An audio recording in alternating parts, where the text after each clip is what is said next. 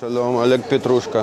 מה תפקידו? אני רץ לראשות ממשלה. בישראל? כן. בהצלחה. תודה רבה. פטרושקה,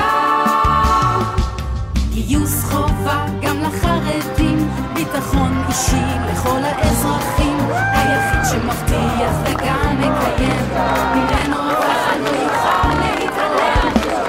שלום אדוני. מה שלומך? אתה מזהים, ליברמן? לא. למה לא? אני אלג פטרושקה. לבד? כן. ונראה לך שתצליח? אני מקווה בעזרתך.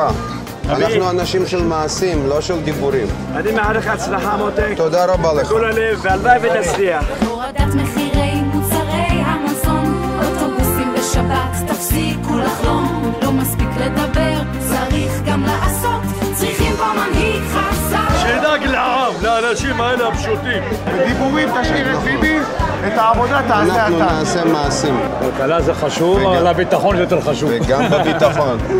אנחנו נחזיר הרתעה. אנחנו נעשה שינוי. אנחנו אנשים של מעשים. אין צריכה מנהיג חזק, אז אל תגידו יהיה בסדר. ציון, ציון! ציון! אולג, בוא.